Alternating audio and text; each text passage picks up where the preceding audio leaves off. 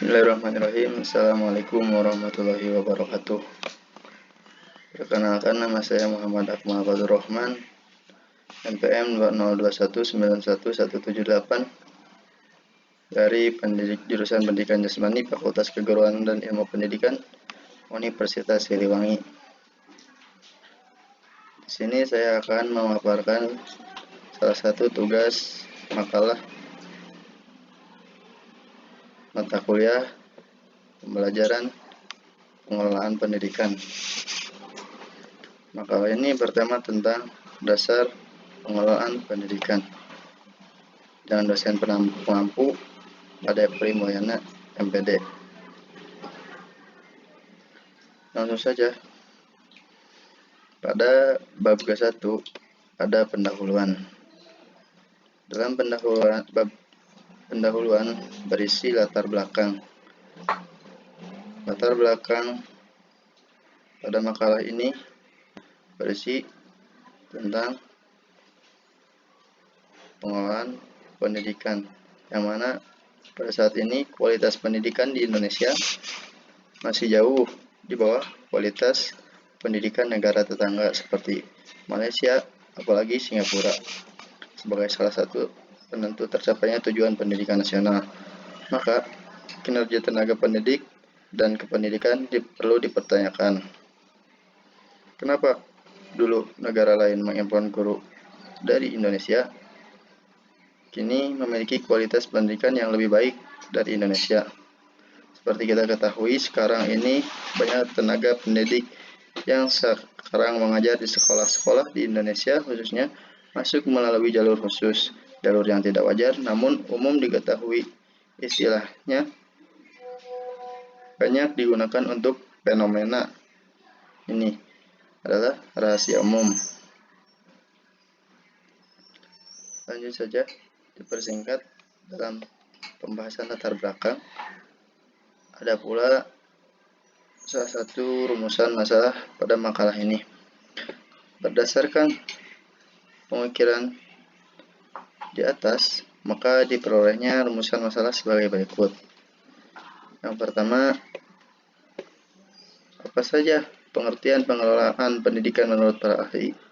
Yang kedua, apa saja tujuan dalam pengelolaan pendidikan? Yang ketiga, apa saja fungsi dan prinsip dalam pengelolaan pendidikan? Dan yang ketiga, ada tujuan. Dalam tujuan dibuatnya makalah ini mengacu pada rumusan masalah sebagai berikut. Pertama, dapat mengetahui pengertian pengelolaan pendidikan. Yang kedua, dapat mengetahui tujuan pengelolaan pendidikan. Dan yang ketiga, dapat mengetahui fungsi dan prinsip dalam pengelolaan pendidikan. Langsung saja, pada bab kedua berisi pembahasan. Di sini saya akan memaparkan definisi pengelolaan pendidikan menurut salah satu para ahli, yaitu bisa disebut kata pengelolaan berasal dari kata manajemen, sedangkan istilah manajemen artinya dengan administrasi menurut Sutisna 1983. Oleh sebab itu, pengelolaan pendidikan dapat diartikan sebagai upaya untuk menerapkan kaidah-kaidah administrasi dalam bidang pendidikan. Sementara itu, Siagin 1983 mendefinisikan juga pengertian administrasi adalah sebagai keseluruhan proses kerjasama antara dua orang manusia atau lebih yang didasarkan atas rasionalitas tertentu mencapai tujuan yang telah ditentukan sebelumnya. Nah, berdasarkan pengertian administrasi yang tadi dijelaskan di atas, pengertian administrasi mengandung beberapa makna. Salah satunya, pertama, tujuan yang mesti dapat direalisasikan guna kepentingan lembaga, individu, ataupun kelompok. Kedua, keterlibatan personil, material, dan juga finansial. dalam posisinya yang saling mendukung dan satu sama lain, saling memerlukan dan juga saling melengkapi. Ketiga, ada proses yang terus-menerus dan berkesinambungan yang dimulai dari hal kecil dan sederhana sampai kepada hal yang besar dan rumit. Keempat, ada pengawasan atau kontrol guna keteraturan, keseimbangan, dan keselarasan. Kelima, tepat guna dan berhasil guna supaya tidak terjadi penghamburan waktu, tenaga, biaya, dan juga fasilitas agar dapat mencapai keberhasilan dan produktivitas yang cukup memadai. 6.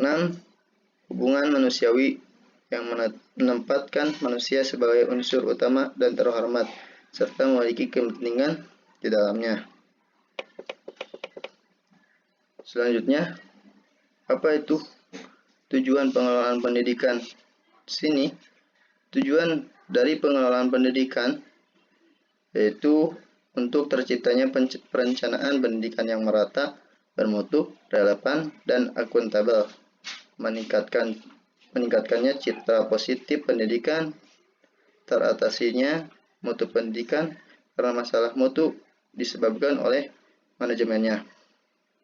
Dan ada pula beberapa poin-poin penting mengenai tujuan pengelolaan pendidikan. Pertama, bisa ada mengambil keputusan, yang mana dalam mengambil keputusan ini merupakan bagian dari kehidupan kita sehari-hari, baik secara individu maupun secara kelompok dalam satuan organisasi, yaitu menurut Sudisna 1983-149 mengemukakan bahwa suatu putusan sesungguhnya proses memilih tindakan tertentu antara sejumlah tindakan alternatif yang mungkin. Pembuatan putusan merupakan salah satu fungsi administrasi yang mesti dilakukan oleh para administrator yang akan membawa dampak terhadap seluruh organisasi, perilakunya, dan hasil-hasil dari putusan itu. Nah, ada beberapa usaha untuk mencapainya tujuan dari unit menjadi tanggung jawab, yaitu ada urutan langkah-langkah pembuatan putusan. Yang pertama ada menentukan masalah, menganalisa situasi yang ada. Yang tiga, mengembangkan alternatif kemungkinan. Yang keempat, menganalisa alternatif kemungkinan. Dan yang kelima, memilih alternatif yang paling mungkin. Nah, yang kedua ada poin perencanaan. Dalam segala hal kita harus merencanakan segalanya. Yaitu maksudnya merencanakan di sini adalah kegiatan persiapan untuk mengantisipasi tindakan-tindakan apa yang dilaksanakan. Perencanaan adalah dapat merumuskan tujuan-tujuan dan teknik-teknik untuk mewujudkan tujuan tersebut. Yang ketiga ada pengorganisasian. Nah, di sini pengorganisasian merupakan suatu gerak langkah menuju ke arah pelaksanaan rencana yang telah disusun sebelumnya. Nah, pelaksanaan fungsi pengorganisasian ini harus dapat menghasilkan satu organisasi yang dapat bergerak dan satu kesatuan yang bulat. Jelasnya seperti itu. Ada juga komunikasi.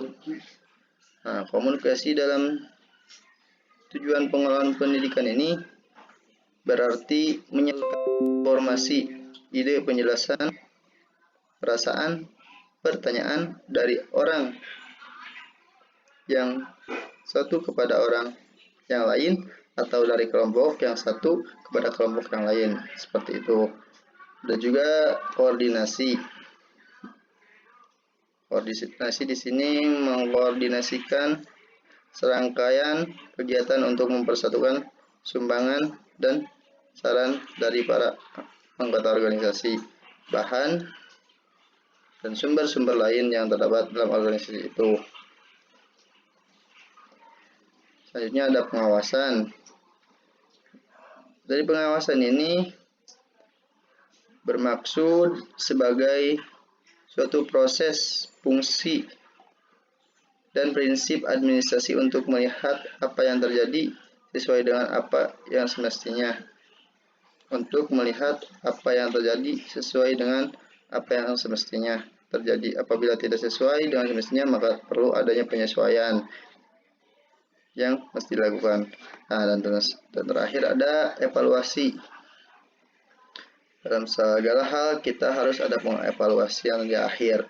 Nah, maksud dari evaluasi tujuan pengelolaan pendidikan bermaksud sebagai perangkat kegiatan yang dapat menentukan baik tidaknya program-program atau kegiatan-kegiatan organisasi yang sedang dijalankan untuk mencapai tujuan-tujuan yang telah ditentukan.